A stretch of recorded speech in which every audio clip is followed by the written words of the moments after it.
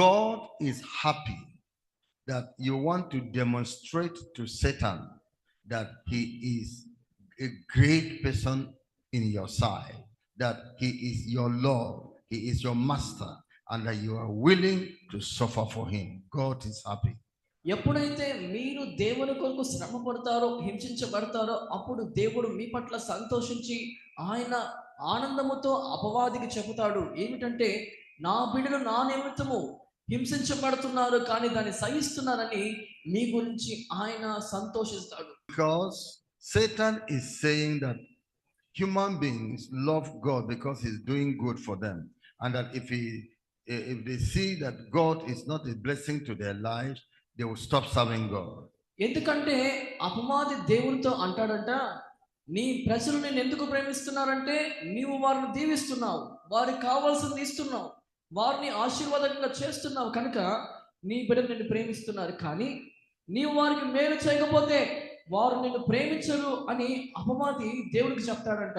అందుకే ఎవరైతే దేవుని నిమిత్తం సహిస్తారో వారిని బట్టి దేవుడు సాక్ష్యం చెప్తాడు.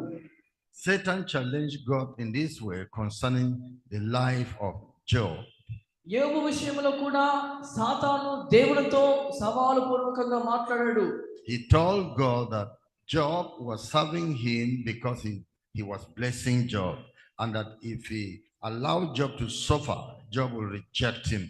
యోబు కేవలము దేవుని చేత దీవించబడుతున్నాడు కాబట్టి దేవుణ్ణి ప్రేమిస్తున్నాడు. కానీ ఒకవేళ యోబు శ్రమల పాలైతే దేవుణ్ణి ప్రేమించడని సాతాను మరి యోబు పైన ఫిర్యాదు చేస్తా ఉంది. Then God said, go and try him. Let us know. Both I and you will know today whether Job is serving me because I am blessing him or because he loves me personally. అయితే దేవుడు అన్నాడు, నీవు వెళ్ళి మరి యోబుని నువ్వు శోధించు, నీకే అర్థమవుతుంది అతను కేవలము మరి ఆశీర్వాదాల కొరకు ప్రేమిస్తున్నాడా లేదా నిజంగా నన్ను ప్రేమిస్తున్నాడా సంగతి నీకే అర్థమవుతుంది. కనుక నువ్వు వెళ్ళి అతన్ని శోధించి చూడు అని దేవుడు యోబు గురించి చెప్పాడు సాతానుతో. And when Satan went to try the life of Job in every way, in all ways, he could not get the man fall before God. And now the Lord said, do you now see that this man loves me personally? It is not because I'm blessing him. God wants to show the world that you love him. He wants to show Satan that you love him. That is why he allows you to be persecuted, to demonstrate your love for God in their presence. ఎప్పుడైతే సాతాను యోబును శోధించాడో, అన్ని రకాలుగా బాధ పెట్టాడో, మరి ఎంతగా దుఃఖపెట్టినప్పటికీ కూడా యోబు మాత్రం దేవుణ్ణి ప్రేమించడం మానలేదు. అప్పుడు దేవుడు చాలా సంతోషంతో మరి ఆయన గర్వముగా మరి యోబు గురించి చెబుతున్నాడు, నీవే చూడు శ్రమల పాలైనా కూడా యోబు నన్ను ప్రేమించడం మానలేదు కనుక నీవే చూస్తున్నావు, కేవలం ఆశీర్వాదాల కోసం కాదు కానీ యోబు వ్యక్తిగతంగా నన్ను ప్రేమిస్తున్నాడు, నేను ఇచ్చినా ఇవ్వకపోయినా అతను నన్ను ప్రేమిస్తున్నాడని చెబుతున్నాడు. కనుక ఎవరైతే క్రీస్తు విషయంలో ఆ రీతిగా సహిస్తారో వారి విషయంలో దేవుడు సంతోషించి సాతాను ముందు మీ గురించి సాక్ష్యం చెబుతాడు. But verse 15, let none of you suffer as a murderer or as a thief or as an evil doer or as a busybody in other men's matter. Yet if any man suffer as a Christian, let him not be ashamed, but let him glorify God on this behalf. 15వ వచనం, మీలో ఎవరును నరహంతకుడుగా గాని, దొంగగా గాని, దుర్మార్గుడుగా గాని, పరుల జోలికి పోవువాడుగా గాని బాధ అనుభవింప తగదు. ఎవడైనను క్రైస్తవుడైనందుకు బాధ అనుభవించిన ఎడల అతడు సిగ్గు పడక ఆ పేరును బట్టి దేవుణ్ణి మహిమపరచవలెను. Don't suffer because you did evil, you stole, you committed adultery, you committed immorality, or you rebel in one way or the other. That is not suffering that will receive reward. You have done evil, that's why they are dealing with you. But if it is because of Jesus that they are suffering you in the house, in the working place, the Bible says, be very happy and commit your way to God. అయితే మనము గ్రహించాల్సిన సంగతి ఏమిటంటే, క్రీస్తు కొరకు మనము హింసించబడినప్పుడు ఆ హింస ద్వారా దేవునికి మహిమ వస్తుంది. కానీ మనము తప్పు చేసినప్పుడు, దొంగతనము చేసినప్పుడు, పరుల జోలికి పోయినప్పుడు, మరి ఎదుటి వారిని గాయపరిచినప్పుడు, అప్పుడు కలిగే శ్రమ, ఆ శ్రమకు మనం తగిన వారమే. కానీ ఆ శ్రమ దేవుని వల్ల వచ్చిందని మనం భావించి శ్రమ పడితే ఆ శ్రమ సరైనది కాదు, అటువంటి శ్రమ సహింపదగినది కాదని దేవుడు చెబుతున్నాడు. కేవలం నీతి విషయమై సహిస్తున్నావా, దాన్ని బట్టి దేవుడు సంశయిస్తున్నాడు. కానీ పాపం విషయమై నువ్వు సహిస్తుంటే, పాపం విషయమై శ్రమ పడుతుంటే అది వేరే విషయం. Thank you. Thank you. మీకు అందరికి అర్థమైందా? అర్థమైన వాడు గట్టిగా హల్లెలూయా చెప్పండి.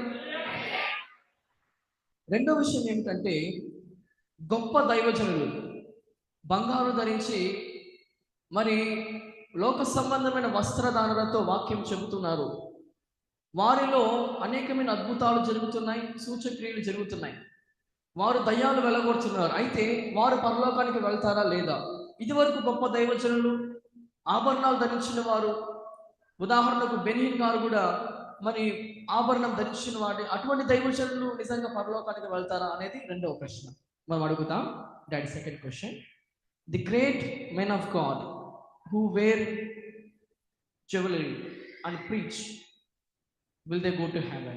For example, even the great saints of God like Billy Graham or Benny Hinn, they wear a single ring.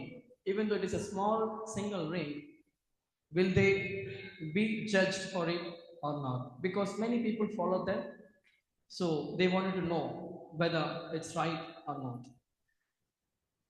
It's okay. The commandment of God is given for everybody to obey. దేవుడు ఇచ్చిన ఆజ్ఞ ఎటువంటిదంటే, ఆ ఆజ్ఞకి ఎవరు అతిథులు కాదు, అందరూ కూడా ఆజ్ఞకు లోబడాల్సిందే. So whoever does not obey the commandment of God shall suffer for it. ఎవరైతే ఆజ్ఞను మరికి లోబడకుండా ఎదురాడుతారో వారికి శిక్ష అనేది తప్పదు. As we have come to God, we must ensure we obey all the word of God.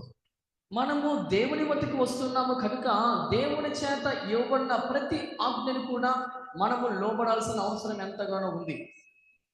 In the book of John chapter 14, యోహాను సువార్త 14వ అధ్యాయం, God is telling us దేవుడు మనతో ఈ రీతిగా మాట్లాడుతున్నాడు.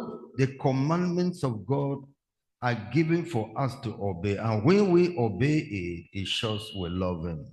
దేవుడు మనకిచ్చిన ఆజ్ఞలన్నిటిని కూడా మనము అనుసరిస్తున్నామా లేదా? Verse 15. 14వ అధ్యాయము 15వ వచనం. If ye love me, keep my commandments. మీరు నన్ను ప్రేమించినట్లా నా ఆజ్ఞలను గైకొందురు. The commandment given to us to put off jewelry from us came from God. ఈ యొక్క ఆభరణాలను ధరించకూడదనే ఆజ్ఞ కూడా దేవుని వద్ద నుంచే మనం పొందుకున్నాం. If you love God, you will keep his commandment. దేవుణ్ణి మనం ప్రేమించినట్లయితే ఆయన ఆజ్ఞను మనము లోబడతాం. In verse 21 of John chapter 14, ఆ యోహాను సువార్త 14వ అధ్యాయం 21వ వచనంలో, he that hath my commandments and keepeth them, he it is that loveth me, and he that loveth me shall be loved of my Father, and I will love him and will manifest myself to him. నా ఆజ్ఞలను అంగీకరించి వాటిని గైకొనువాడే నన్ను ప్రేమించువాడు నా తండ్రి వలన ప్రేమింపబడను, నేను వానిని ప్రేమించి వానికి నన్ను కనపరుచుకొనుదనని చెప్పెను. In verse 24, 24వ వచనం, he that loveth me not keepeth not my sayings, and the word which ye hear is not mine, but the Father's which sent me. నన్ను ప్రేమింపని వాడు నా మాటను గైకొనడు, మీరు వినుచున్న మాట నా మాట కాదు, నన్ను పంపిన తండ్రిదే. So those that are really serving God are those that keep his word, practice his word. దేవుణ్ణి ప్రేమిస్తున్నామంటున్న ప్రతి ఒక్కరు కూడా ఆయన మాట వినాలి, ఆయన మాటను ఆచరణలో పెట్టాలి. If you don't keep the word of God, you are not obeying him. దేవుని మాటను మనము అనుసరించకపోతే ఆయనకు మనం విధేయులము కాదని అర్థం. In this matter of jewelry, ఈ ఆభరణాలు అంటున్న సంగతి విషయంలో the Lord had commanded the children of Israel to put them off and not use them right in the Old Testament under Mount Horeb when he gave them commandment. మరి హోరేబు పర్వతము కింద ఉన్నప్పుడు దేవుడు తనకు తానే తన ప్రజలలో ఉన్న ఆ యొక్క బంగారు వెండి ఆభరణాలు తీసివేయమని దేవుడు పాత నిబంధన గ్రంథంలోనే ఇశ్రాయేలు వారికి తెలియజేశాడు. In the book of Exodus chapter 33, నిర్గమకాండం 33వ అధ్యాయం verse 4 to verse 6. 4 నుంచి 6 వచనాలు. Exodus chapter 34, verse 4 to verse 6. నిర్గమకాండము 34వ అధ్యాయము 6 నుంచి. And when the people heard these evil tidings, they mourned, and no man did put on him his ornaments. 33వ అధ్యాయం Verse 4, 33 verse 4. 33 నిర్గమకాండం 33 4వ వచనం. ప్రజలు ఆ దుర్వార్తను విని మరి దుఃఖించిరి, ఎవడును ఆభరణములు ధరించుకొనలేదు. For the Lord had said unto Moses, say unto the children of Israel, ye are a stiff-necked people.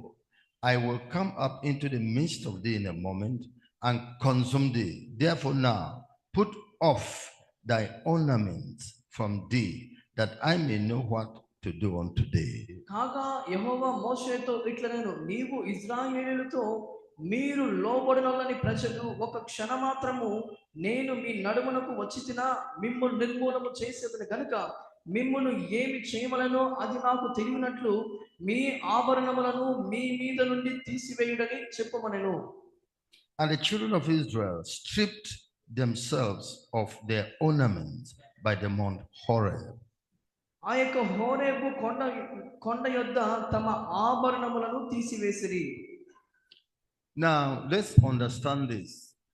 In Exodus, when the children of Israel were in Egypt, the Lord told them that they should collect earrings, gold, and clothing from the Egyptians. ఐగుప్తు దేశం నుంచి ఇశ్రాయేలు వారు వాగ్దాన భూమికి ప్రయాణమైనప్పుడు దేవుడు ఇశ్రాయేలు వారికి ఏం చెప్పాడంటే, ఐగుప్తీయుల దగ్గర నుండి వెండి గాని బంగారము గాని వస్త్రములు గాని ఏమి ఇచ్చినా కూడా వాటిని తీసుకొని రమ్మని చెప్పాడు. And he told them for preservation, they should put the earrings upon the children to use them. This was going to preserve them because he would demand them in the wilderness.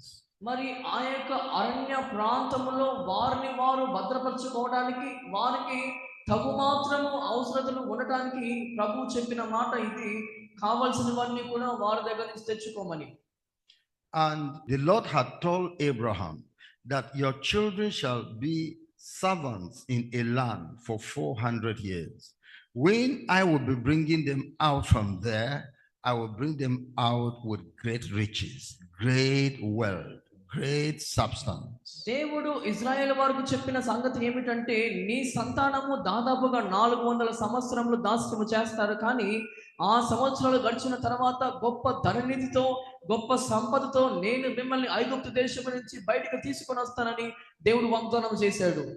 And this gold that they received from the children of the Egyptians were wealth, they are money, they are riches that they collected for themselves, as the Lord promised Abraham. దేవుడు ప్రమాణము చేసిన రీతిగా మరి ఇశ్రాయేలు వారు ఐగుప్తుల నుంచి తీసుకున్న బంగారము కావచ్చు, వెండి కావచ్చు, ఇవన్నీ కూడా ఒక సంపదకు సూచన, ఒక ఆనందానికి సూచన, ఒక ఆస్తికి సూచన.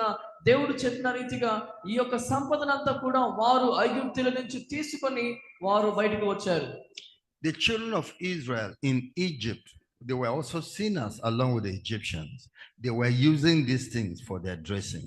మరి ఆ యొక్క ఐగుప్తు దేశంలో పాపులైన వారు కూడా ఈ బంగారమును ఈ యొక్క వస్త్రములను వారు పాప క్రియల విషయమే వాటిని ఉపయోగించేవారు. Was that the reason why God wanted them to collect this gold from the Egyptians so that they can be putting them on. That was not actually the reason. They needed them because gold is malleable. It can be changed to various shapes. Gold can be made into this. It can be made round. Gold can be coated on some property to make it look nice. And gold has various uses. చూడండి, వారు అక్కడ ఆ ప్రాంతంలో ఒకవేళ ఆ యొక్క బంగారమును మరి పాపం విషయమే వారు ఉపయోగిస్తున్నారు కనుక ఒకవేళ ఆ విషయమే దేవుడు వారిని తీసుకొని రమ్మని చెప్పాడు కాబోలు. ఎందుకంటే వెండి కావచ్చు, బంగారము కావచ్చు, అది అనేక రకాలుగా మార్చబడవచ్చు. మరి దాన్ని ఒక పెన్నుగా మార్చవచ్చు, ఒక వస్తువుగా మార్చవచ్చు, లేదా ఒక బంగారమును అనేకమైన వస్తువుల పైన మరి మరి మంచిగా కనబడడానికి వాటిని పొదగవచ్చు, వాటిని అలంకార రూపంగా వాటిని ఉపయోగించవచ్చు. So collect these things as wealth. కాబట్టి ఒక సంపదకు సూచనగా ఈ యొక్క బంగారం వెండిని వారి వద్ద నుంచి మీరు తీసుకురమ్మని దేవుడు అంటున్నాడు. If you have gold in you, that's a great thing. You can sell it and make great money. ఆ బంగారం మీ వద్ద ఉంటే దాన్ని అమ్మి మీరు అధికమైన డబ్బును సంపాదించవచ్చు కూడా. But it is not actually to put on in your body. That is what God doesn't want. కానీ వాస్తవానికి అది ఆ బంగారము తీసుకుని వచ్చినది మనము ధరించుకోవడానికి కాదు, కానీ దాని వల్ల మనము ఉపయోగం పొందటానికి మాత్రమే ఈ బంగారము తీసుకొని రాబడింది. The people that wear gold, the effect of it in their life is that they cannot be humble. It makes them proud, makes them look high. They show that they are well decorated.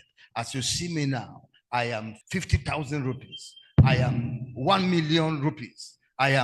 So it promotes pride and leads to stubbornness.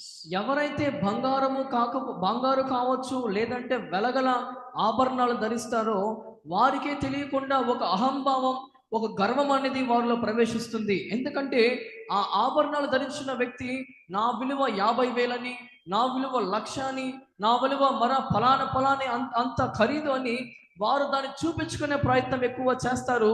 మరి అధికమైన బంగారము కానీ ఆభరణాలు ధరించిన వారు కానీ వారు దీనులుగా బ్రతకలేరు, వారు తగ్గించుకునే స్థితిలో ఉండలేరు. ఎందుకంటే తెలియకుండానే వారిలో ఆ యొక్క ఖరీదైన ఆభరణాల వల్ల ఒక అహంభావం అనేది వారిలో కనబడుతుంది. The women that put on this gold, they compete among themselves. How much is your own? My own is this. I'm going to buy higher one. This competition deprives them of righteousness and humility before God. ఇవి అంత మాత్రమే కాదు, కానీ బంగారు ధరించుకున్న వారు ఎప్పుడు ఏం చేస్తారు, పక్క వాళ్ళతో పోటీ పడుతూ ఉంటారు. నాది 50,000 అయితే నీది 1,00,000 రూపాయల, అయితే నేను 1.5 లక్షలు కొంటానంటారు. ఈ రీతిగా ఆభరణాలు ధరించిన వారు ఎప్పుడు కూడా పక్క వాళ్ళతో పోటీ పడి ఇంకా ఎక్కువ ఆభరణాలు ధరించే ప్రయత్నం చేస్తూ ఉంటారు. ఇది అనవసరమైన కార్యము కనుక దీనివల్ల అహంభావం వస్తుంది, కానీ దీనివల్ల మనలో దీనత్వం అనేది కరువైపోతుంది కనుక ఇది నీతికి సూచన కాదు, ఇది నీలో నీతిని నిలపదు. The men also that wear this same. Some feel that if you have come to a class of great men, you should wear this gold like this. You are a great man. And the wedding ring, some buy their own 50 rupees, 50,000 rupees, 5 million rupees, 5. So it is a competition that defiles the church, defiles the body of Christ, and deprives righteous Christians of real holiness. మరి వివాహ సమయంలో మనము కొనుగోలు చేసే మరి వేలి ఉంగరము కూడా కావచ్చు. కొంతమంది 50 రూపాయలు పెట్టి కొంటారు, కొంతమంది 50,000, కొంతమంది 50 లక్షలు, కొంతమంది 50 కోట్లు. ఇట్లా ప్రతి పెళ్లిలో కూడా పక్క వాళ్ళతో పోటీ పడి మరి ఈ బంగారు ఆభరణాలు కొనే ప్రయత్నం చేస్తారు. ఇది నీతికి సూచన కాదు, దీనత్వానికి సూచన కాదు, తగ్గింపుకు సూచన కాదు. కనుక ఈ బంగారం అనేది ఒక పోటీ తత్వము తయారు చేసి సంఘాన్ని పాడు చేస్తుంది. Now, back to that Exodus chapter 33, I read verse 4. And when the people had these evil tidings, they mourned, and no man did put on him his ornaments. Or the ornament means make beautiful, make somebody fine. and your mind will be on that outward thing that makes you great, makes you fine. It will affect humility of Christ, the holiness of Christ in your life. ఈ నిర్గమకాండం 33వ అధ్యాయము 4వ వచనం మనం చూసినట్లయితే ప్రజలు ఆ దుర్వార్తను విని దుఃఖించిరి, ఎవడను ఆభరణాలు ధరించుకునలేదని చెబుతూ ఉంది. చూడండి, ఆభరణాలు ధరించుకున్న వారిలో మనము గమనిస్తే వారిలో ఒక తెలియని గొప్ప తత్వం కనబడుతుంది. కొంతమంది ఏమనుకుంటారంటే ఈ ఆభరణం ధరించినప్పుడు అది నా విలువ పెంచుతుంది, ఈ ఆభరణం ధరించినప్పుడు నేను గొప్పగా కనబడతాను, నేను అందంగా కనబడతాననే భావన హృదయం అంతరంగములోకి చొచ్చుకుపోతుంది. కనుక దేవుడిచ్చిన పరిశుద్ధతను అది మరి తరిగింపజేసి అది తగ్గిపోయేలాగా చేస్తుంది. ఎందుకంటే ఆ బంగారం మనం ఎక్కువగా ప్రేమిస్తాం. ఎందుకు? ఆ బంగారం మన అందాన్ని పెంచుతుంది. కనుక మన అందాన్ని పెంచే ఆ బంగారం పైన మన హృదయంలో తెలియని మక్కువ పెరుగుతుంది. కనుక దేవుని పరిశుద్ధత అనేది తరిగిపోతుంది. Now in verse 5, where did they not put on this ornament on them? God commanded them in verse 5. For the Lord had said unto Moses, say unto the children of Israel, ye are a stiff-necked people. I've told you, this thing makes proud, makes stubborn, makes rude, because you respect yourself.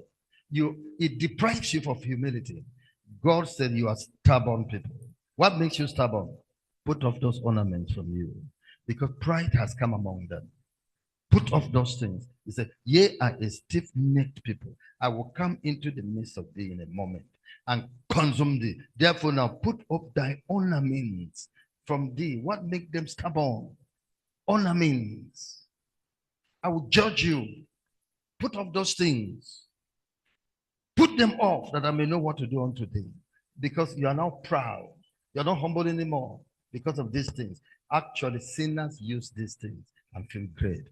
That God doesn't want his children to be like sinners. Remove those things and be humble. దేవుని వాక్యం మరి 5వ వచనంలో చెప్పబడతా ఉంది ఏమిటంటే మీరు లోబడనొల్లని ప్రజలు అని రాయబడతా ఉంది. ఎందుకు ఈ ప్రభు ఈ మాట అన్నాడంటే ఎప్పుడైతే మీ ఆభరణాలు తీసివేయమని చెప్పమన్నప్పుడు వారు దాని విషయంలో సంతోషించలేదు. ఎందుకు? ఆ ఆభరణము వారిలో తెలియకుండా ఒక గర్వాన్ని కలగజేసింది. కనుక వాటిని తీసివేయడానికి వారు ఇష్టపడలేదు. ఎందుకు? వారు గర్వాంధులయ్యారు కనుక. కాబట్టి మరి ఆభరణం ధరించినప్పుడు దాన్ని తీసివేయనప్పుడు వారు వినలేదు. కనుక దేవుడు అంటున్నారు మీరు లోబడనొల్లని ప్రజలని. కాబట్టి ఏదైతే మనము లోబడనొల్లని ప్రజలుగా మారుస్తా ఉందో, ఏదైతే మనల్ని గర్వాంధులుగా మారుస్తా ఉందో, ఏదైతే మనలో ఒక తెలియని అహంభావాన్ని కలగజేస్తా ఉందో దాన్ని మనం తీసివేయడం మంచిది. ఎందుకంటే దేవుడు అంటున్నాడు మీ మధ్యలోనికి వచ్చి నేను మిమ్మల్ని శిక్షించకుండా ఉండాలంటే మీలో ఉన్న ఆభరణాలు తీసివేయమని ప్రభు ఆజ్ఞాపించగా వారు ఆభరణాలు తీసివేశారు. కాబట్టి మనం గ్రహించాల్సిన సంగతి ఏమిటంటే మనలో ఏదైతే అహంభావాన్ని కలుగజేస్తుందో, దేవునికి దూరం చేస్తుందో దాని నుంచి మనం దూరం అయిపోవాలా. వాస్తవానికి పాపులు ఈ ఆభరణాలు ధరించి వాటి వలన ఏదో వారు మహిమ పొందుకున్నారని, వాటి వల్ల వారు అందం పెరిగిందని ఆ పాప విషయమే కార్యాలకి ఆభరణాలు ధరించేవారు. కనుక మనం అటువంటి పాపులుగా లేకుండా మనము దీనులుగా, మనము సాత్వికులుగా ఉండే నిమిత్తమై ఈ ఆభరణాల జోలికి మనం పోకూడదని దైవశైలు చెబుతున్నారు. Verse 6, and the children of Israel stripped themselves of their ornaments by the Mount Horeb.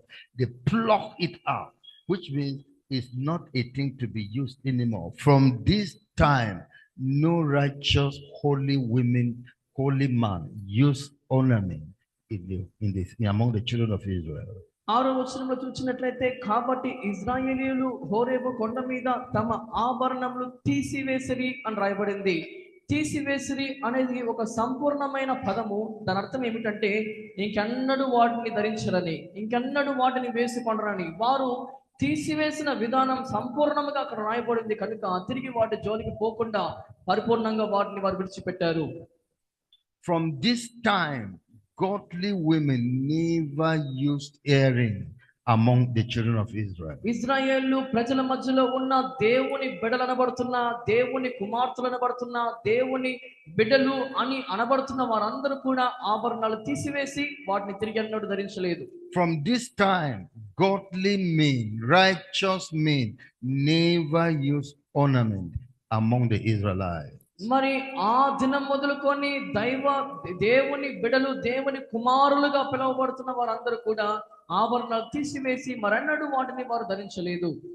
Neither chain nor bracelet, these things were not used by godly people among children of Israel. మరి చేతి బంగారంతో కూడిన చేతి కడియము కావచ్చు, లేదంటే మెడలో ధరించుకునే గొలుసు కావచ్చు, వాటన్నిటిని కూడా దేవుని కుమారులు కుమార్తెలు అనబడుతున్న వారు ఎన్నడూ కూడా ధరించలేదు, వారు తీసివేసిన తర్వాత. In the book of First Peter chapter 3, మొదటి పేతురు 3వ అధ్యాయం, the Bible tells us, దేవుని వాక్యం మనకి ఈ రీతిగా చదివిస్తుంది. verse 3 to 5. 3 నుంచి 5 వచనాలు. Whose adorning, let it not be that outward adorning of plaiting the hair, or of wearing of gold, or of putting on of apparel. జడలు అల్లుకొనుటయు, బంగారు నగలు పెట్టుకొనుటయు, వస్త్రములు ధరించుకొనుటయును, వెలుపటి అలంకారము మీకు అలంకారముగా ఉండక, but let it be the hidden man of the heart, in that which is not corruptible, even the ornament of a meek and quiet spirit, which is in the sight of God of great pride.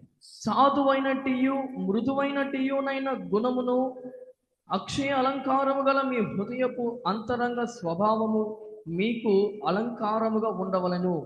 For after this manner in the old time, the holy women also, who trusted in God, adorned themselves, being in subjection unto their own husband. అది దేవుని దృష్టికి మిగుల విలువ కలది. అటువల్లే పూర్వము దేవుని ఆశ్రయించిన పరిశుద్ధ స్త్రీలను తమ స్వపురుషులకు లోబడి ఉండుట చేత తమ్ము తాము అలంకరించుకొనిరి.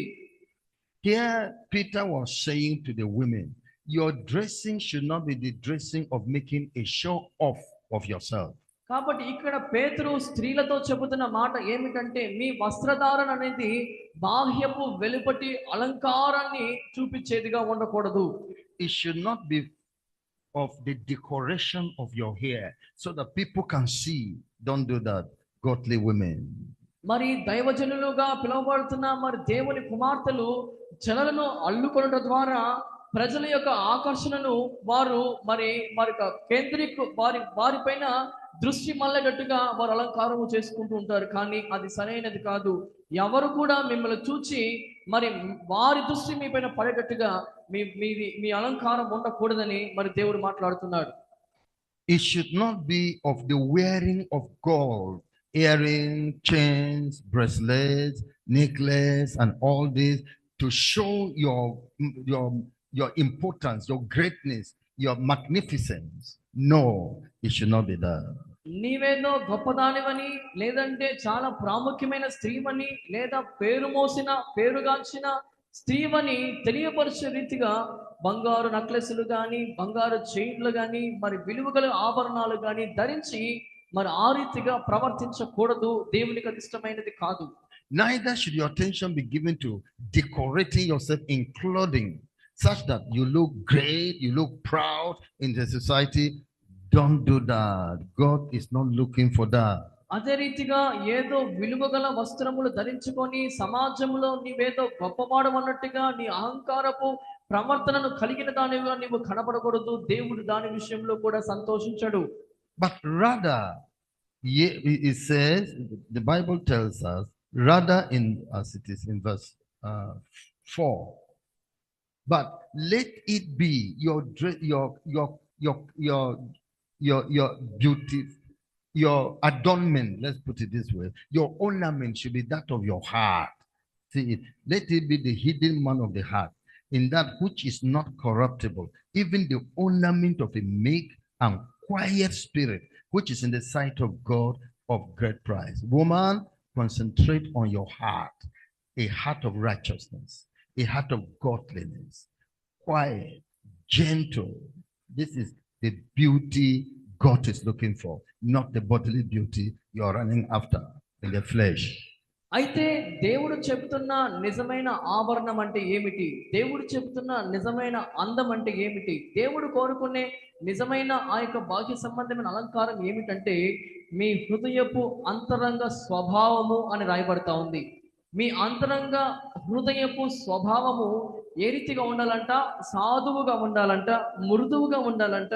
మరి ఆ రీతిగా మీరు ఉన్నప్పుడు దేవుడు దాన్ని ఒక ఆభరణముగా సూచిస్తూ, ఒక అలంకారముగా సూచిస్తున్నాడు. ఎవరి హృదయమైతే దేవుడు కోరుకున్నట్లుగా మృదువుగా ఉంటుందో అదే స్త్రీకి నిజమైన అందం, అదే స్త్రీకి నిజమైన ఆభరణం అని దేవుడు చెబుతున్నాడు.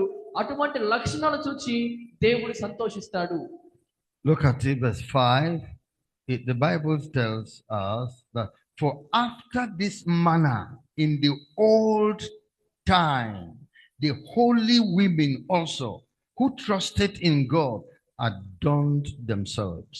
5వ వచనంలో చూసినట్లయితే అటువలే పూర్వము దేవుణ్ణి ఆశ్రయించిన పరిశుద్ధ స్త్రీలను తమ స్వపురుషులకు లోబడుట యుండుట చేత తమ్ము తాము అలంకరించుకొనిరి.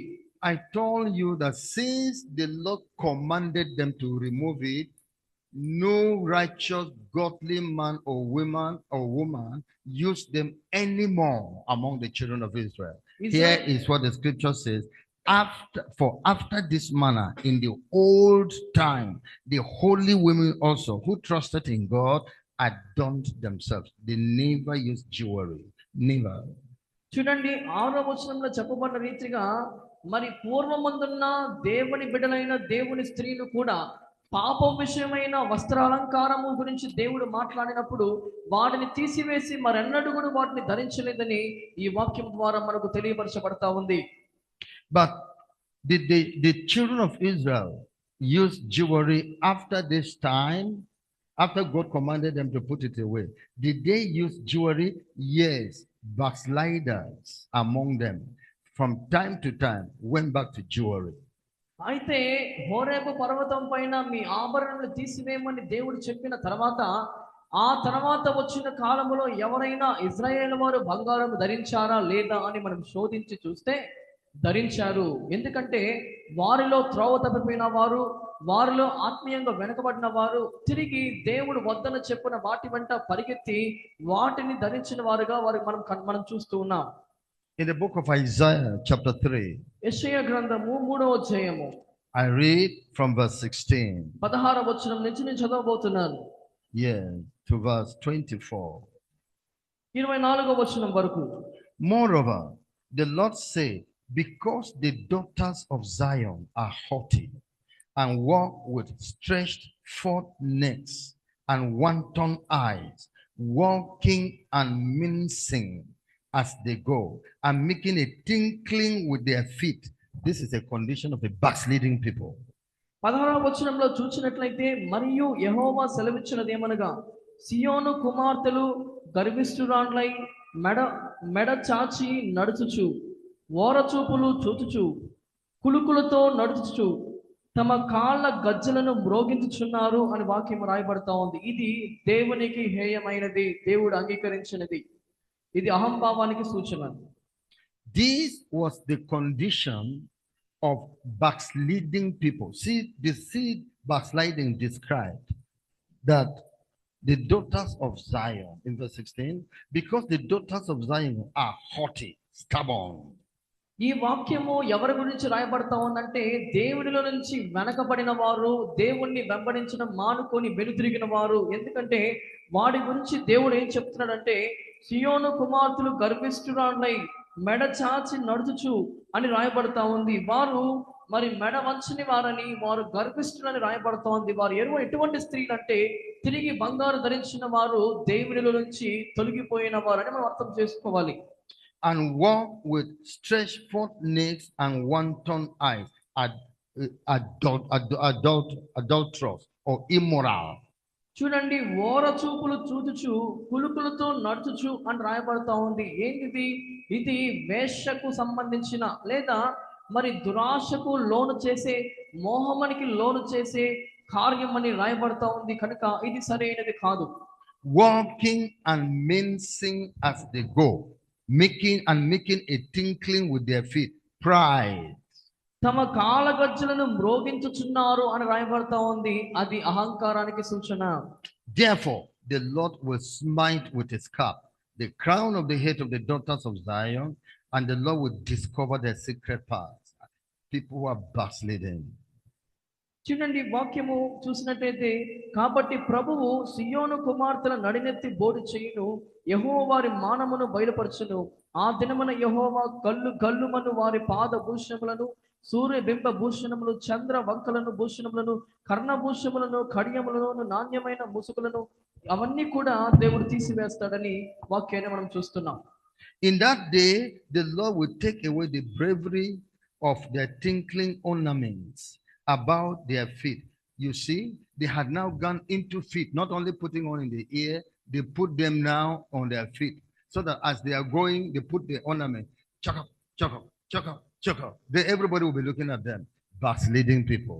చూడండి, కాళ్ళ గజ్జలు ధరించిన వారు గల్లు గల్లు మన నడుస్తూ ఉంటే ప్రజల యొక్క దృష్టి వారి పైన మల్లాలని భ్రమతో వారు ఏం చేస్తుంటారంటే గజ్జలు ధరించుకొని పాదాలకు గల్లు గల్లు మన నడిచి అందరినీ కూడా మరి వారి దృష్టిని మళ్ళిస్తూ ఉంటారు. ఇది అహంకారానికి సూచన. వీరందరూ కూడా దేవుడి నుంచి వెనుదిరిగిన వారు, వెనకబడిన వారు. So those things you put, the ornaments, the chains, the rings and all that you put in your feet is because of backsliding, not righteousness. You have lost godliness. కాబట్టి ఇటువంటి బాహ్య సంబంధమైన అలంకారము ధరించిన వారందరూ కూడా వెనకబడిన వారు, కానీ వారిలో నీతి కనబడడం లేదు. ఇవన్నీ కూడా నీతికి సూచన కానే కాదు. Verse 19. The chains and the bracelets and the mufflers, the bonnets and the ornaments of the legs and the headbands and the tabrets, which is necklace, and the earrings, the rings and the nose jewels and the changeable suits of apparel and the mantles. These are things they decorate themselves with because of backsliding. చూడండి, వెనకబడిన స్త్రీలు, మన దేవుడి నుంచి తొలగిపోయిన స్త్రీలు ఎటువంటి బాహ్య సంబంధమైన అలంకారము చేసుకున్నారని వాక్యం ఇక్కడ చూస్తున్నాం. ఇక్కడ చూసినట్లయితే కర్ణభూషణములు, కడియములు, మరి నాణ్యమైన ముసుగులను, మళ్ళీ కళ్ళాయులను, కాళ్ళ గొలుసులను, వడ్డానములను అని రకరకాల బాహ్య సంబంధమైన అలంకారాల గురించి ఇక్కడ రాయబడతా ఉంది. వీరు ఎవరంటే మరి సియోను కుమార్తెలలో ఉన్న గర్విష్ఠులు అంటని మనం 16వ వచనంలో కూడా చూడవచ్చు. In the book of Hosea chapter 2, హోషేయ 2వ అధ్యాయము verse 13 and 14. 13, 14 వచనాలు. I'm saying when these people are backsliding, they go to use these earrings, this jewelry for adorning themselves, for harlotry. It was actually for harlotry, not for to make themselves fine, to make themselves great for harlotry. ఆ ఆభరణాలు ధరించుకున్న ఈ వెనకబడిన స్త్రీలు కేవలము వారేదో గొప్పవారని అహంభావం చూపటికే ఇటువంటి బాహ్య సంబంధమైన అలంకరణ వారు చేసుకుంటారని మనము గమనించాలి. In Hosea chapter 2 verse 13. హోషేయ 2వ అధ్యాయము 13వ వచనం. And I will visit upon her the days of Baalim, wherein she burnt incense to them, and she decked herself with her earrings and her jewels, and she went after her lovers and forgot me, said the Lord. చూడండి, అది నన్ను మర్చిపోయి నగలు పెట్టుకొని శృంగారించుకొని బయలుదేవతలకు ధూపము వేసి ఉండుటను బట్టి దాని విటుగాలను వెంటాడిన ఇండుటను బట్టి నేను దానిని శిక్షించును, ఇది యెహోవా వాక్కు అని రాయబడతా ఉంది. This concerns the wife of Hosea, that God told him, go and marry a harlot. I want to preach a message through your marriage to the children of Israel. మరి ఈ స్త్రీ ఎవరంటే హోషేయ ప్రవక్త అయిన హోషేయకు భార్యగా కనబడతా ఉంది. మరి హోషేయ ప్రవక్తకు దేవుడు ఒక వేశ్యని వివాహం చేసుకోమని చెప్పాడు. ఎందుకంటే ఇజ్రాయేలు ప్రజల వారికి ఒక ఉపదేశాన్ని దేవుడు చేయడానికి ఈ రీతిగా ఒక వేశ్యను పెండ్లాడమని దేవుడు చెప్పాడు. వారి వివాహము ద్వారా ఇజ్రాయేలు వారికి దేవుడు ఒక సందేశం ఇవ్వాలని కోరుకున్నాడు. She was not just a harlot, she was a temple harlot, an idolatrous harlot. She was a woman in the temple of Baalim. One of the to make herself beautiful so that people can be attracted to worship Baal as long as they want to sleep with them. You can now you can come and sleep with them and then worship Baal, because the idol worshippers instituted these prostitutes to attract men చూడండి, to serve their idols. ఈమె కేవలము వేషం మాత్రమే కాదు, కానీ ఈమె బయలు దేవత అని మరి గుడిలో ఉన్న ఒక వేశ్యగా కనబడతా ఉంది. ఎందుకంటే అక్కడున్న వారు ఈ విగ్రహారాధనకు ప్రజలను ఆకర్షితులు చేయటానికి ఇటువంటి వారిని అక్కడ పెట్టేవారు కనుక ఈ పురుషులు వారిని మోహించి ఆ యొక్క విగ్రహములకు వారు బానిసలయ్యేవారు. అక్కడ వచ్చి వారు ఆ యొక్క విగ్రహాలను వారు పూజించేవారు కనుక ఆ విగ్రహంలో ఉన్న ఆ విగ్రహ గుడిలో ఉన్న ఆ యొక్క విగ్రహారాధనతో కూడిన ఒక వేశ్యగా ఈమె కనబడతా ఉంది. She, as an idol worshiper, ఆమె విగ్రహారాధకురాలు. she burned incense to Baalim. ఆమె బయలుదేవతకు మరి మరి అర్పణ అర్పించినదిగా మనం చూస్తున్నాం. As temple harlot, she decked herself with her earrings and jewels. ఆ యొక్క మరి విగ్రహారాధనతో కూడిన దేవాలయములో వ్యభిచారిగా ఉంటున్న ఆమె అందంగా కనబడడానికి ఈమె ఇటువంటి బాహ్య సంబంధమైన అలంకారము ధరించేది. As an adulterer married to Hosea, she went after her lovers. ఒక ప్రవక్తని పెళ్లాడిన ఈ యొక్క స్త్రీ వేశ్యగా ఉండి మరి విటుగాండ్ల వెంట పరిగెత్తిందనే వాక్యాన్ని మనం చూస్తున్నాం. As one that doesn't know God, that was not a servant to God, was not serving God, and she forgot me, said the Lord. చూడండి, దేవుడు చెప్తున్నాడు, అది నన్ను మర్చిపోయి నగలు పెట్టుకొని అని రాయబడతా ఉంది. అంటే దేవుణ్ణి మర్చిపోయి, దేవుణ్ణి సేవించడం మర్చిపోయి ఆమె ఈ రీతిగా ప్రవర్తించిందనే వాక్యాన్ని మనం చూస్తున్నాం. Why did God ask the children of Israel to collect earrings from Egypt and hang them upon the children? ఎందుకు దేవుడు నిజముగా ఇజ్రాయేల్ వారికి ఐగుప్తు దేశం నుంచి వచ్చినప్పుడు బంగారు వెండి అనే పదార్థములను వారి నుంచి తీసుకోమని చెప్పాడు? The Lord needed this gold for the work in the temple. ఎందుకంటే మరి దేవాలయపు పని నిమిత్తమై ఈ బంగారు ఉపయోగపడుతుంది కనుక దేవుడు ఆ బంగారమును తీసుకురమ్మని చెప్పాడు. To construct the utensils of the temple so that the temple of God should look great and beautiful. దేవుని యొక్క ఆలయము మహిమకరముగా మరి అందముగా కనబడ నిమిత్తమై మరి దేవుని ఆలయపు ఉపకరణములను చేయుటకు దేవుడు ఆ బంగారమును తీసుకురమ్మని చెప్పాడు. Nothing is wrong if you have plates, pots, or any other thing made of gold in your house. You're not sinning. Or even hanging it in your house. You're not sinning, but don't put it on your body. చూడండి, మీ ఇంటిలో ఒక బంగారు పళ్ళెం ఉండొచ్చు, లేదంటే బంగారు వస్తువు ఉండొచ్చు. దానివల్ల మనం పాపము చేయము. కానీ ఎప్పుడైతే ఆ బంగారు ధరించుకుంటామో అప్పుడే మన హృదయం అనేది మోసపోతుంది. Nothing is wrong to make your chair even out of gold, the floor of your house. You can tile it of gold, but don't put it on your body. మీ ఇంటిలో ఉన్న నాలను సైతం మీరు బంగారుతో చేసుకోవచ్చు. ఆ బంగారం కలిగిన నాలపైన మీరు నడవచ్చు, కానీ దాన్ని మీరు ధరించకూడదు. ధరిస్తే మనము మోసపోతాము. In the book of Exodus, నిర్గమ కాండంలో మనం చూసినట్లయితే Exodus chapter 35. 35వ అధ్యాయం. Exodus chapter 35. నిర్గమ కాండం 35వ అధ్యాయం. I read from verse 4. 4వ వచనం చదవబోతున్నాను. And Moses spake unto all the congregation of the children of Israel, saying, This is the things which the Lord God commanded me, saying, Take ye from among you an offering unto the Lord. Whoever is of a willing heart, let him bring it, an offering of the Lord, gold and silver and brass and all these items written here. ఇక్కడ వాక్యం రాయబడతా ఉంది. దేవుని యొక్క పని ఆరంభమైనప్పుడు యెహోవాకు అర్పణములను పోగు చేయుడి ఎట్లనగా బుద్ధి పుట్టిన ప్రతి వాడును యెహోవా సేవ నిమిత్తమై బంగారమును వెండిని ఇత్తడిని తీసుకొని రావచ్చని వాక్యాన్ని మనం చూస్తున్నాం. Verse 21. 21వ వచనం.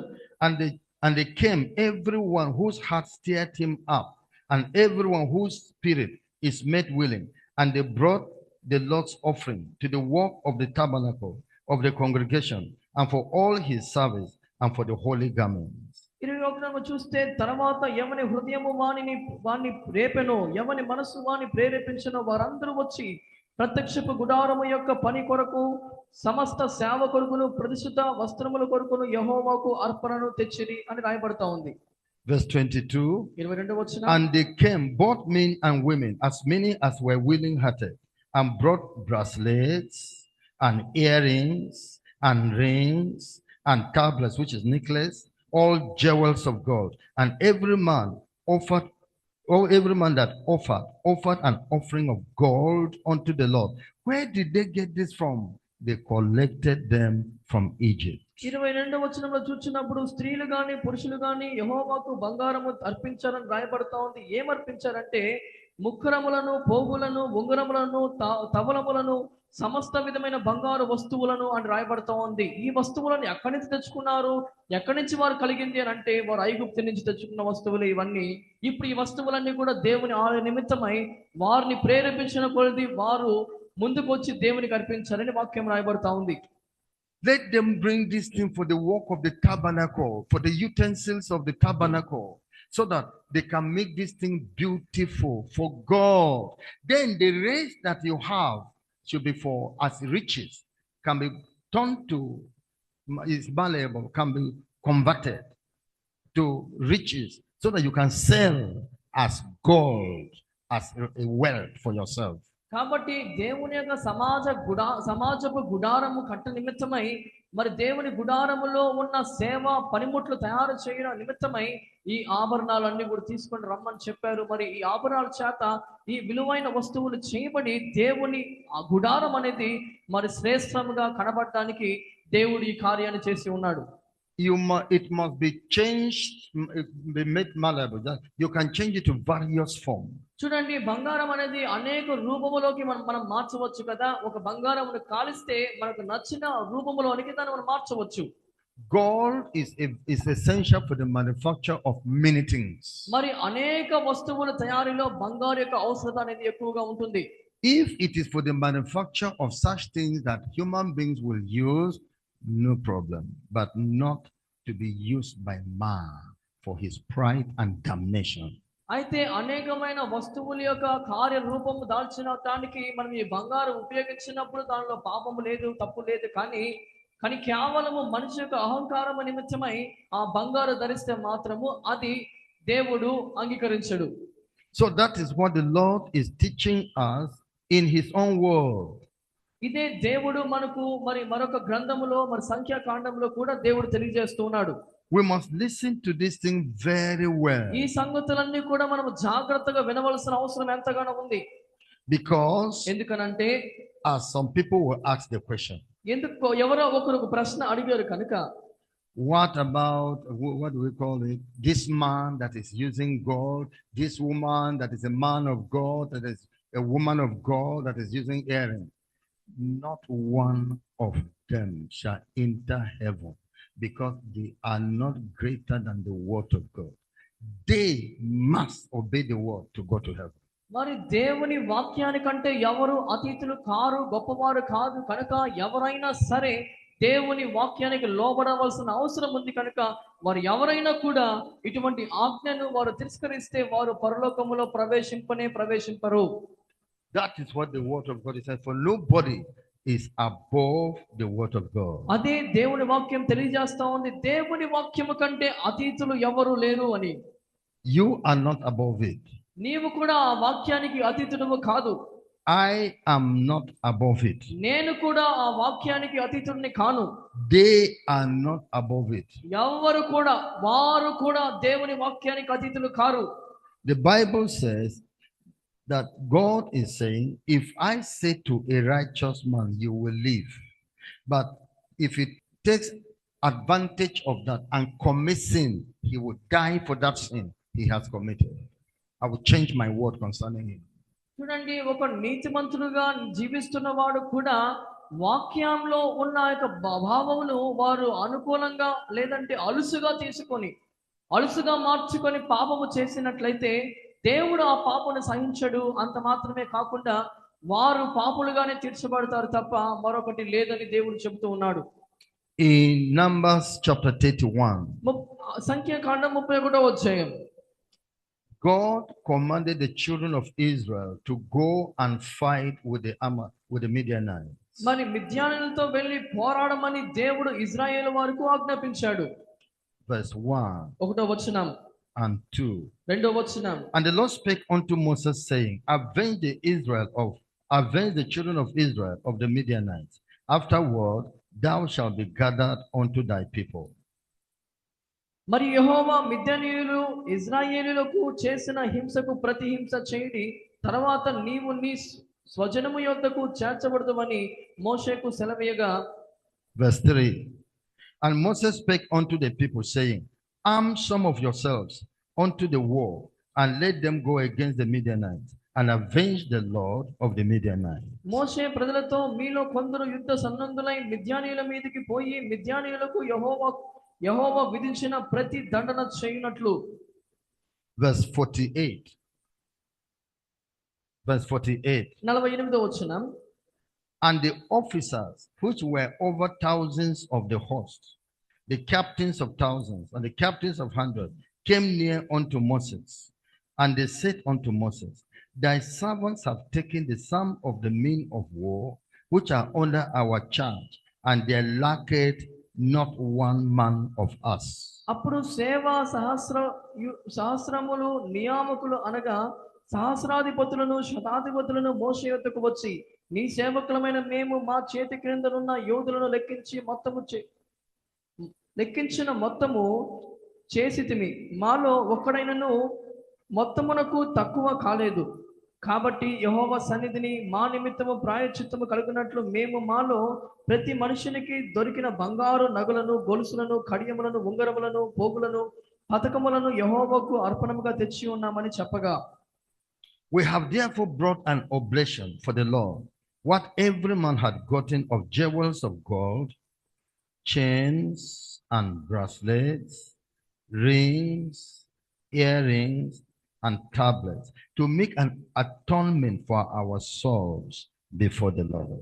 దేవుని ఎదుట వారు బాహ్య సంబంధమైన అలంకారము ధరించుకున్న నిమిత్తమై వారు బంగారు నగలను, గొలుసులను, కడియములు, ఉంగరములను, పోగులను వారు తీసుకున్నారని మనం చూస్తున్నాం. And Moses and Eleazar the priest took the gold of them, even all wrought jewels. అప్పుడు మోషేయు యాజకుడైన ఎలియాజరును నగలుగా చేయబడిన బంగారమును వారి యొద్ద తీసుకొనిరి. Children of Israel never used them for fear of God. చూడండి, ఇక్కడ వాక్యం చెప్పబడుతూ ఉంది, వీరు ఈ యొక్క బంగారు గొలుసులను, కడియములను ఎందుకని తీసుకున్నారంటే యెహోవాకు అర్పణముగా తెచ్చి ఉన్నారని 50వ వచనంలో రాయబడుతూ ఉంది. అంటే ఇజ్రాయేల్ వారు ఆ బంగారుని వాడుకోవడానికి తీసుకురాలేదు, కానీ యెహోవాకు అర్పితముగా దాన్ని తీసుకొని వచ్చి మోషేకు యాజకులకు ఇచ్చినట్లుగా వాక్యాన్ని చూస్తున్నాం. Right from when the Lord stripped off those things from their ears, the commandment came that no man should bore through his ear. ఎప్పుడైతే వారు ఆ యొక్క హోరేవ పర్వతం కింద దేవుడు ఆజ్ఞాపించినట్లుగా ఆభరణములు తీసివేశారో, తిరిగి వారు ఎప్పుడు కూడా ఆభరణాలు ధరించిన వారు car. The children of Israel must not bore through the ears of any person. చూడండి, ఆ యొక్క చెవి పోగులు కూడా వారు ధరించిన వారు కాదు. The only person that God allows that they can bore through his ear is a servant that has decided to serve his master until death. చూడండి, చెవికి ఆ పోగు ధరించడం అనేది ఎవరిని కూడా దేవుడు అనుమతించలేదు. కానీ ఎవరైతే జీవితకాలం వరకు మరి సేవకుడికి అర్పించుకొని ఆ యొక్క సేవకు లోబడి ఉంటామని తీర్మానం చేసుకుంటారో వారు అటువంటి చెవికి ఒక పోగు ధరించేవారు. So their children that they gave birth to them, they never bore in their ears. కాబట్టి వారు కలిగిన పిల్లలు కూడా వారికి ఎప్పుడైతే పిల్లలు పుడతారో వారి చెవులకు ఎప్పుడు కూడా వారు చెవులు పుట్టిన వారు కాదు. How will you be bowing hole through the ear of a baby that God just gave you? Did God leave something undone in that baby? చూడండి, దేవుడు అనుగ్రహించిన పిల్లలుగా ఉంటున్న వారి చెవులను మనం ఎందుకు కుట్టుతాము?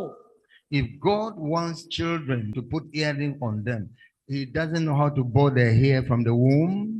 చూడండి, నిజముగా దేవుడు వారి చెవులు కుట్టాలని దేవుడు భావించినట్లయితే మరి గర్భములో ఉన్నప్పుడే వారి చెవులు కుట్టినట్లుగా దేవుడు పుట్టింపలేడా? But for this verse, it's scripture which we read, God sent the children of Israel to fight against the Midianites. ఇక్కడ దేవుడు చెప్పిన వాక్యాన్ని చూసినట్లయితే దేవుడు ఇశ్రాయేలు వారిని ఎందుకు పంపాడంటే మిద్యానీయులతో పోరాడుటకు వారితో యుద్ధం చేయడానికి పంపించాడు. These Midianites were idol worshippers. ఈ మిద్యానీయులు ఎటువంటి వారు అంటే విగ్రహారాధికులు. They were not serving God. వారు దేవుని సేవించేవారు కాదు. They did bad against God, so God wanted to judge them. వారు దేవునికి వ్యతిరేకంగా చెడ్డ పనులను చేసిన వారు కనుక దేవుడు వారిని శిక్షించాలని అనుకున్నాడు. So Moses sent armies to go and fight them. కాబట్టి మోషే యుద్ధ సన్నద్ధులను వారికి వ్యతిరేకంగా పంపించి వారితో పోరాడమని చెప్పాడు. That's why they gathered all this gold from this Midianites. అందుకే మిద్యానీయుల దగ్గర ఉన్న ఈ యొక్క బంగారం అంతటిని కూడా ఇశ్రాయేలు వారు పోగు చేసి తీసుకొని వచ్చారు. In verse 50, we have therefore brought an oblation for the Lord, what every man had gotten of jewels of gold, chains and bracelets, rings and earrings and tablets, necklace, to make an atonement for our souls before the Lord. We got this thing from these sinners, these hidden people. Then we have brought them to the Lord, just as they collected them from Egypt and brought them to the Lord. Now they got them from their enemies and brought them to give to the Lord. What remains is a wealth to them. చూడండి 50వ వచనము, మరి సంఖ్యాకాండం 31వ అధ్యాయము 50వ వచనంలో చూసినట్లయితే, కాబట్టి యెహోవా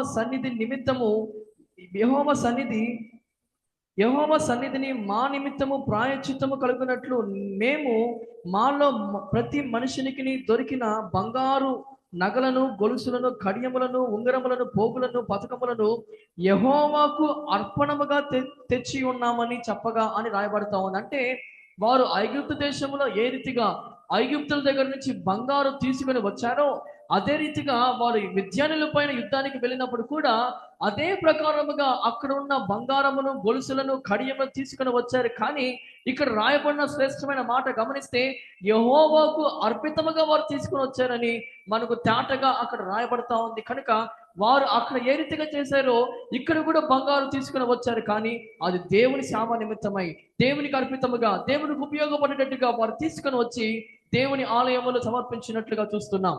In 1 Timothy chapter 2. మొదటి Timothy 2వ అధ్యాయం. I read from verse 9. 9వ వచనం From నుంచి verse చదవబోతున్నాను. 8 to 10. 8 నుంచి 10 వచనాలు. I will therefore that men pray everywhere, lifting up holy hands without wrath and doubting. 1 Timothy chapter 2 verse 8. మరి మొదటి తిమోతి 2వ అధ్యాయము 8వ వచనం. కావున ప్రతి స్థలమందును పురుషులు కోపమును సంశయమును లేనివారై పవిత్రమైన చేతులెత్తి ప్రార్థన చేయవలనని కోరుచున్నాను.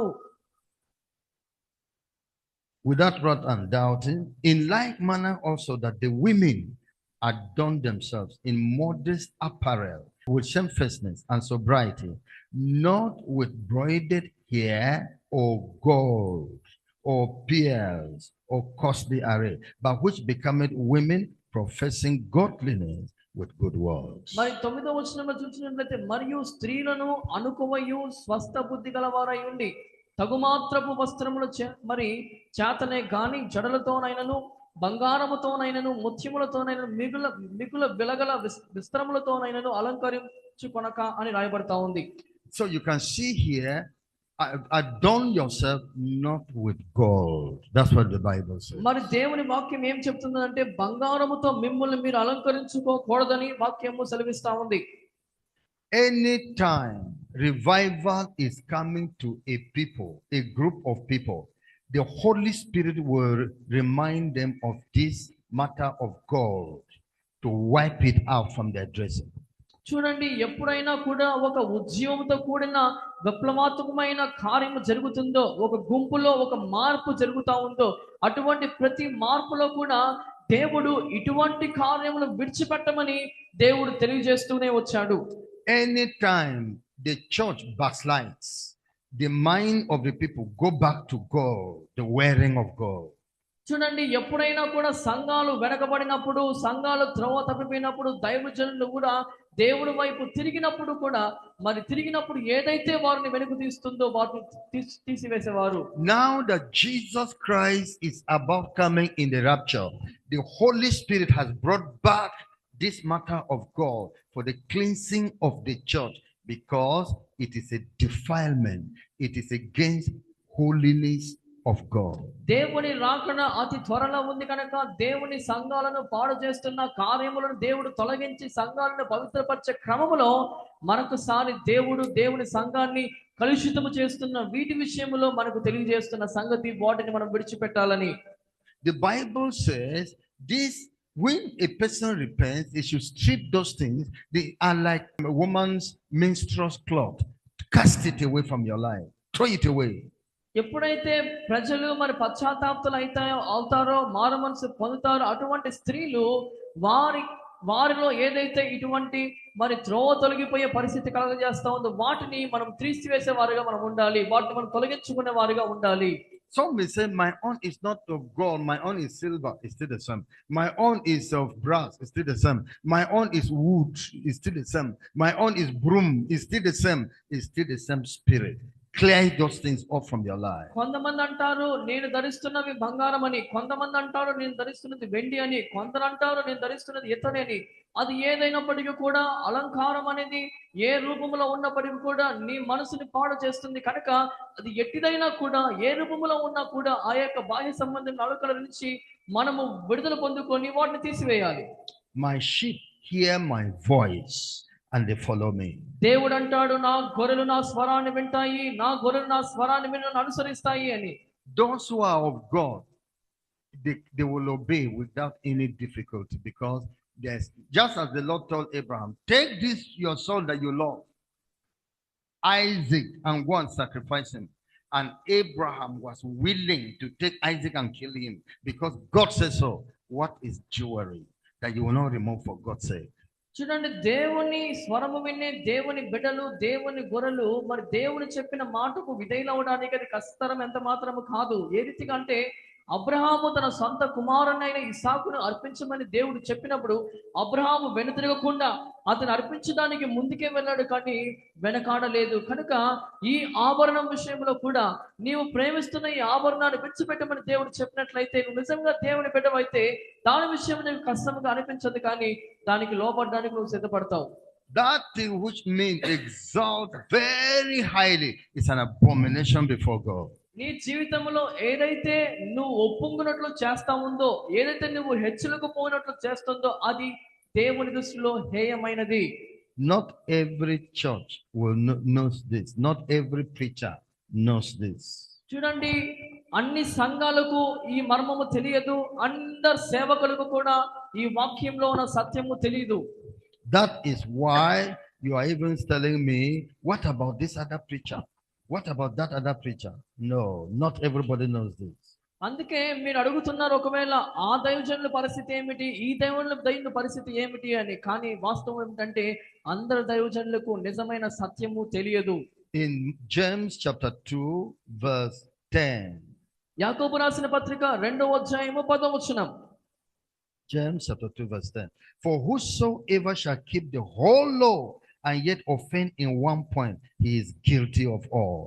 ఎవడైనను ధర్మశాస్త్రం అంతయు గైకొనియు ఒక్క ఆజ్ఞ విషయంలో తప్పిపోయినట్ల ఆజ్ఞలన్నిటి విషయంలో అపరాధి అగును.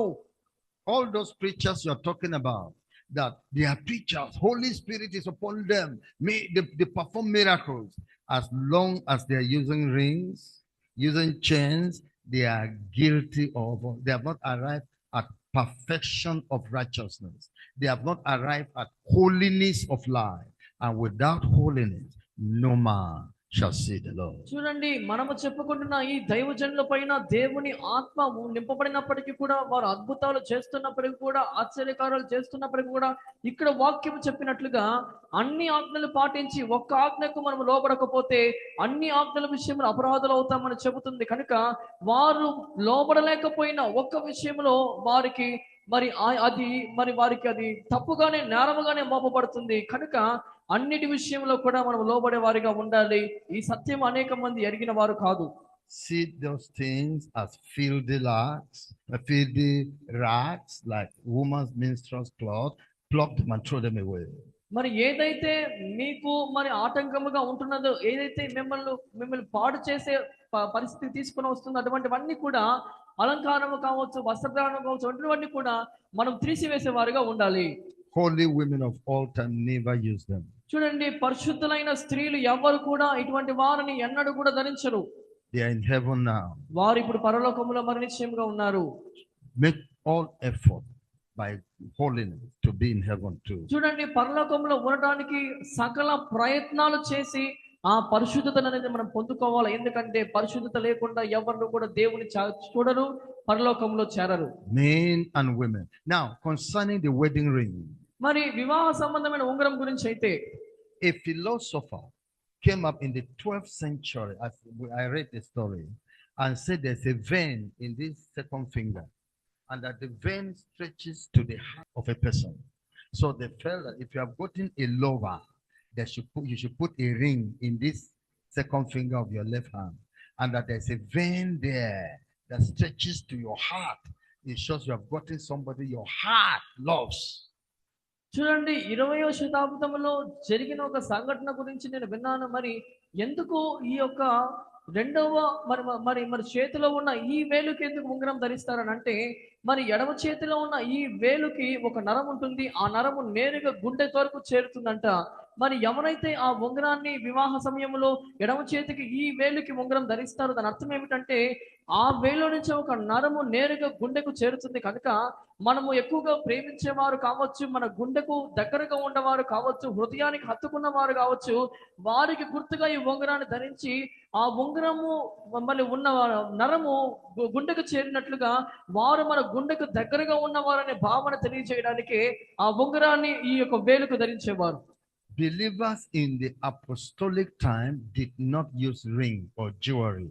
It's philosophy that came up to change men and come to corrupt the church. అయితే అపోస్తలుల కాలంలో మరి ఉన్న దేవుని విశ్వాసులు ఎవరు కూడా ఆభరణాలు ధరించిన వారు కాదు. కానీ ఈ యొక్క మరి ఈ యొక్క సామాజికమైన పరిస్థితుల్లో ఉన్న ప్రజలు మరి సంఘాలని మరి పాడు చేయడానికి మరి ఇటువంటి లోక సంబంధమైన ఆచారాలను తీసుకొని వచ్చి సంఘాలని తప్పుద్రోవ పట్టించారు. So as we also read it, the rings were first given to women to wear. Men were not using. But in the Second World War, women said their husbands go to war and forget them and go for after other women. So they also should be wearing rings, so that even when they are away from their wives, the ring should remind them that they have wife at home. So men started wearing ring. వాస్తవానికి గతించిన కాలములో మనము చూసినప్పుడు పూర్వీకుల కాలంలో కేవలము స్త్రీలు మాత్రమే ఈ ఉంగరాన్ని ధరించేవారు. మరి పురుషునికి గుర్తుగా మరి ఆ యొక్క వివాహ సంబంధమైన ఉంగరాన్ని ధరించేవారు, పురుషులు ధరించేవారు కాదు. కానీ రెండవ ప్రపంచ యుద్ధము జరిగిన కాలంలో జరిగిన మార్పు ఏమిటంటే, యుద్ధానికి వెళుతున్న పురుషులు తమ భార్యలను మర్చిపోతున్నారనే ఆలోచనతో ఆ యొక్క స్త్రీలు ఏం చేశారంటే ఆ పురుషునికి కూడా ఆ యొక్క వివాహ సంబంధమైన గుర్తుగా ఉంగరాలు ధరించడం ఆరంభించారు. ఎందుకంటే వారు యుద్ధంలో ఉన్నప్పుడు భార్యను మర్చిపోకుండా ఆ ఉంగరము ద్వారా భార్యను జ్ఞాపకం చేసుకుంటారని ఒక సాంప్రదాయ రూపంగా ఇది రెండవ ప్రపంచ యుద్ధంలో ఆరంభించబడింది. అప్పటి నుంచి పురుషులు కూడా వివాహ సంబంధమైన ఉంగరాలు ధరించడం ఆరంభించారు. In Colossians chapter 2 verse 6 to 8. కొలస్సీయులకు 2వ అధ్యాయము 6 నుంచి 8 వచనాలు. Beware lest any man spoil you through philosophy. Okay, verse 6. As ye have therefore received Christ Jesus the Lord, so walk ye in him, rooted and built up in him, and established in the faith, as ye have been taught, abounding therein with thanksgiving. మరి వాక్యాన్ని చూస్తే, కావున మీరు ప్రభువైన యేసుక్రీస్తును అంగీకరించిన విధముగా ఆయనందు వేరుపారిన వారై ఇంటి వలె కట్టబడుచు, మీరు నేర్చుకున్న ప్రకారముగా విశ్వాసమందు స్థిరపడుచు, కృతజ్ఞతాస్తుతులు చెల్లించుటయందు విస్తరించుచు ఆయన యందుండి నడుచుకునుడి.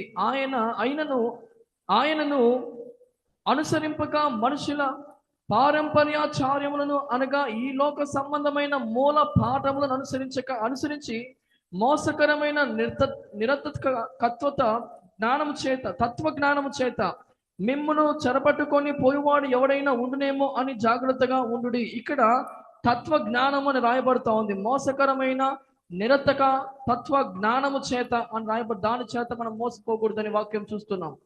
Beware lest any man spoil you through philosophy and vain deceit, after the tradition of men, after the rudiments of the world, and not after Christ. చూడండి, మనుషుల పారంపర్యాచార్యము, మనుషుల యొక్క పారంపర్యాచారము చొప్పున ఎవరు కూడా ఈ యొక్క తత్వ జ్ఞానము చేత మిమ్మల్ని మోసపరచకూడదని దేవుని వాక్యం స్పష్టంగా తెలియజేస్తా ఉంది. ఇది క్రీస్తుకు సంబంధించినది కాదు. Let's follow the word of God and not philosophies of men. కాబట్టి It will spoil us. Follow the word, not tradition. Tradition will spoil you and make you not to go to heaven. కాబట్టి దేవుడు చెబుతున్న సంగతి ఏమిటంటే మనము దేవుణ్ణి అనుసరించాలి, దేవుని వాక్యాన్ని అనుసరించాలి, కానీ మనుషుల యొక్క పారంపర్యాచారాలు అనుసరించకూడదు. మనుషుల యొక్క తత్వ జ్ఞానం చేత మోసపోయి వాటిని అనుసరించకూడదు. కానీ దేవుని మాటను మాత్రమే, దేవుని వాక్యాన్ని మాత్రమే మనము అనుసరించవలసిన వారిగా ఉండాలి. What is Jesus talking to ministers here? You are a minister sitting here. Can you raise up your hand? ఇక్కడ దైవజనులుగా ఉన్నవారు దయచేసి మీ చేయొచ్చురా? దైవజనులు మాత్రమే, leaders, దైవజనులు సంఘ పెద్దలు కావచ్చు, వారు మాత్రం చేయి పైకెత్తండి. Thank you. Here is the message of God to you in 1 Timothy chapter 4 verse 6. మొదటి తిమోతి 4వ అధ్యాయము 6వ వచనము దైవజనుల నిమిత్తమై చెబుతున్నాను. 1 Timothy chapter 4 verse 6. మొదటి తిమోతి 4వ అధ్యాయము 6వ వచనం. If thou put the brethren in remembrance of these things, thou shalt be a good minister of Jesus Christ, nourished up in the ways of faith and of good doctrine, whereunto thou hast attained. ఈ సంగతులను సహోదరులకు వివరించిన ఎడల నీవు అనుసరించుచు వచ్చిన విశ్వాస సుబోధ సంబంధమైన వాక్యము చేత పెంపారుచు క్రీస్తు యేసునకు మంచి పరిచారకుడవై ఉండువు. Go and preach this thing to your congregation. మీ సంఘములకు ఈ విషయాలన్నీ కూడా మీరు చేయాలని, మరి బోధించాలని వాక్యం సెలవిస్తా ఉంది. సుబోధ సంబంధమైన వాక్యం. If thou put the brethren in remembrance of these things, thou shalt be a good minister of Jesus Christ. You who are not teaching this, you are not a good minister of Jesus Christ.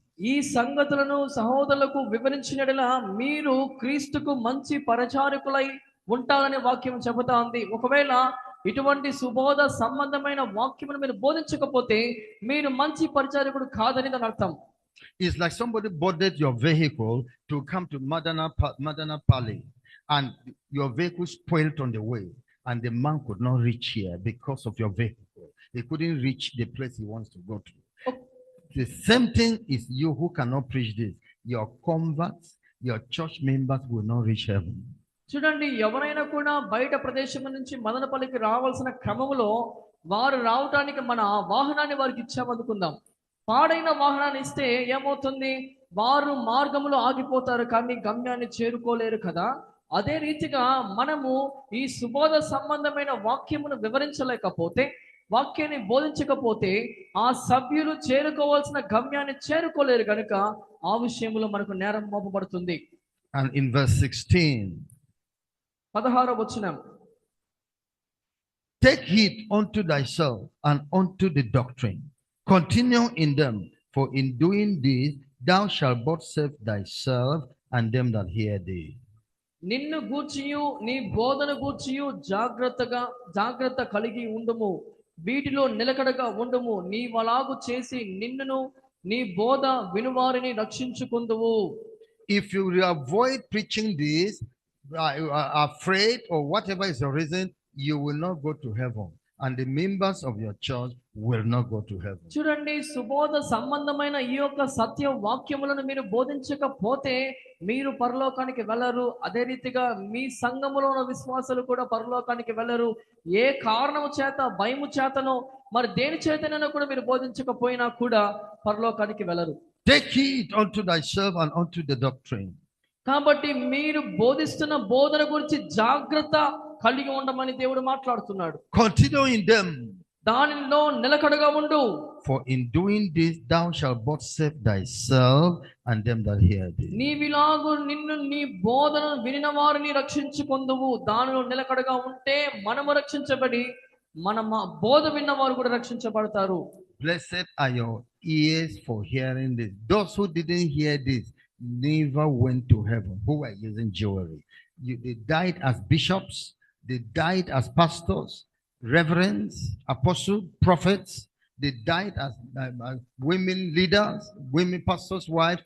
They didn't reach heaven because without holiness, no man shall see the Lord. చూడండి, చెవి కలిగిన వారు ఈ వాక్యాన్ని విన్నవారు నిజముగా ధన్యులు. అయితే ఈ వాక్యము తెలియక, ఈ వాక్యము వెనక మరి వారు దైవజనులైనప్పటికీ, దైవజనులైనప్పటికీ, సేవకుల భార్యలైనప్పటికీ ఈ విషయంలో వారు తప్పిపోయిన ఎడల వారు పరలోకానికి ఎంత మాత్రం చారలేదని, చారబోరని చెబుతూ ఉన్నారు.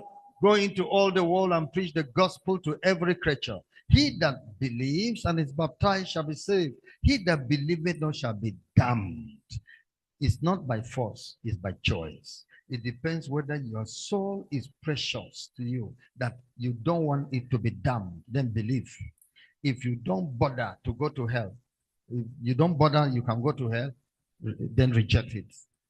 సర్వలోకమునకు వెళ్ళి ఈ సువార్తమానమును ప్రకటించుడి. ఎవరైతే విశ్వసిస్తారో వారు రక్షించబడతారు, విశ్వసించని వారు దేవుని చేత శిక్షించబడతారని వాక్యం చెప్పబడిన రీతిగా మనం వింటున్నాం. కనుక విశ్వాసం ఉంచాలో విశ్వాసం లేదో అనేది మనకే విడిచిపెట్టబడిన మరి అవకాశముగా ఉంటున్నది. అది బలవంతము చేయబడినది కాదు. కానీ మనం గ్రహించాల్సిన సంగతి ఏమిటంటే, మనము ఇవ్వబడిన యొక్క వాక్కులను స్వీకరిస్తే మాత్రం మనము నిత్య జీవాన్ని పొందుకుంటాము. కానీ వాటిని విడిచిపెడితే మనము నేరస్తులైపోతాం.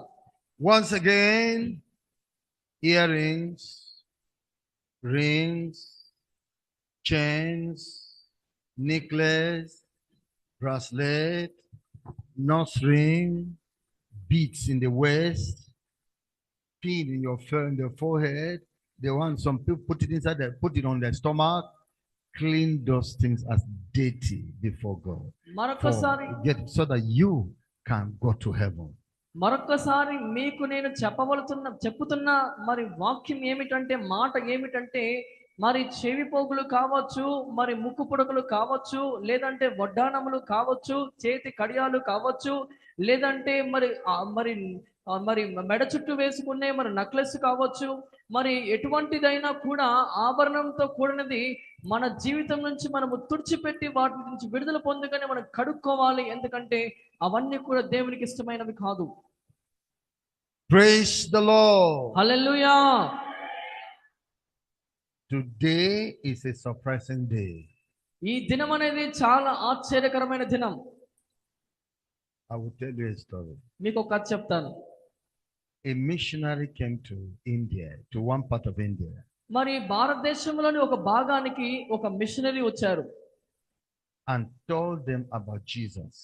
వారికి యేసు ప్రభువుని గురించిన వార్తను ప్రకటించారు. He said Jesus is a lover of mankind.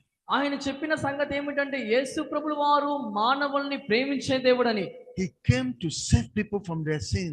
మనుషులను వారి పాపముల నుంచి రక్షించడానికి వచ్చారని ఆ మిషనరీ ప్రజలకు ప్రకటించాడు. To destroy the works of Satan. అపవాది కార్యములను నాశనము చేయడానికి యేసయ్య వచ్చాడని ప్రకటించాడు. To prepare people to take them to heaven. మరి ప్రజలందరినీ కూడా సిద్ధపరిచి పరలోకానికి తీసుకెళ్ళడానికి యేసు ప్రభువు వచ్చారని చెప్పాడు. Then an old Indian in the congregation raised up his hand. ఆ రీతిగా మాటలు చెబుతున్నప్పుడు ఆ సభలో ఉన్న ఒక పెద్ద మనిషి, మరి వయసులో పెద్దవాడు, చెయ్యి పైకెత్తాడు. Yes, daddy or papa, what do you have to say? తండ్రి గారు, ఏంటి మీరు ఏం చెప్పాలనుకుంటున్నారు? చెయ్యి పైకెత్తారు కదా, మీ ఆలోచన ఏమిటి అని అడిగారు. He said, when is he going to come to our place? When is that Jesus going to come to our place? వెంటనే ఆ పెద్ద మనిషి అన్నాడు, నీవు చెబుతున్న యేసు ఈ ప్రదేశానికి ఎప్పుడు వస్తాడు, ఈ స్థలానికి ఎప్పుడు వస్తాడు అని అడిగాడు. The preacher answered and said, he came to the world 2000 years ago and has finished his work and gone back to heaven. అప్పుడు ఆ బోధకుడు చెప్పిన సమాధానం ఏమిటంటే, ప్రభువైన యేసుక్రీస్తు 2000 సంవత్సరాల క్రిందటే ఈ భూలోకానికి వచ్చి ఆయన కార్యాన్ని నెరవేర్చి వెళ్ళాడు అని. The old Indian man said, oh, men are wicked. You mean this person came 2000 years ago and nobody brought him to our village? Nobody talked about it all this while? అప్పుడు ఆ పెద్ద మనిషి చెప్పిన సమాధానం ఏమిటంటే, ఈ మనుషులు ఎంత దుష్టులు, ఈ మనుషులు ఎంత చెడ్డవారో, 2000 సంవత్సరాల క్రిందట ప్రభువైన యేసుక్రీస్తు వచ్చింటే ఈ ఊరిలో ఉన్న ఒక్క మనిషి కూడా ఆ యేసు ప్రభువును మన ఊరికి పిలిచలేదే, మన ఊరికి ఆయన తీసుకుని రాలేదే, ఈ ఊరి మనుషులు ఎంత చెడ్డవారో అని ఆ పెద్దాయన అన్నాడు. You who are hearing this message today, ఈ దినము కూడా ఈ వాక్యాన్ని వింటున్న మీరు, you would truly say, is it until today with all your Christianity that you're coming to hear this? నిజముగా ఇంతకాలము క్రైస్తవంలో జీవించిన నీవు కూడా అనుకోవచ్చు, ఈ మాటలు నేను ఇంతవరకు వినలేదే అని. Pardon man. Pardon man. మనుషుల్ని క్షమించుదాం. Man is fearful. మనిషి భయముతో కూడిన వాడు. It will take a man of courage to declare all the whole counsel of God. నిజముగా దేవుని యొక్క వాక్యోపదేశమును స్పష్టముగా వివరముగా చెప్పడానికి మనిషికి చాలా ధైర్యం కావాలి. To declare all the counsel of God. దేవుని యొక్క ఆలోచనలు అన్ని కూడా బోధించడానికి మనిషికి ధైర్యం కావాలి. And because there's no time, I don't need to spare anything. The Lord has asked me to declare the whole word of God to you. దేవుని విషయములో దేవుడు ప్రకటించమని చెప్పిన మాటలు అన్ని కూడా మీకు చెప్పకుండా నేను ఉండలేను. ఎందుకంటే సమయము ఇప్పటికే అధికమైపోయింది, ఆలస్యమైపోయింది. కనుక దేవుడు చెప్పమని చెప్పిన ఆ యొక్క కఠినమైన మాటలు కూడా నేను మీకు చెప్పి పూర్తి చేస్తున్నాను. Amen. ఆమేన్.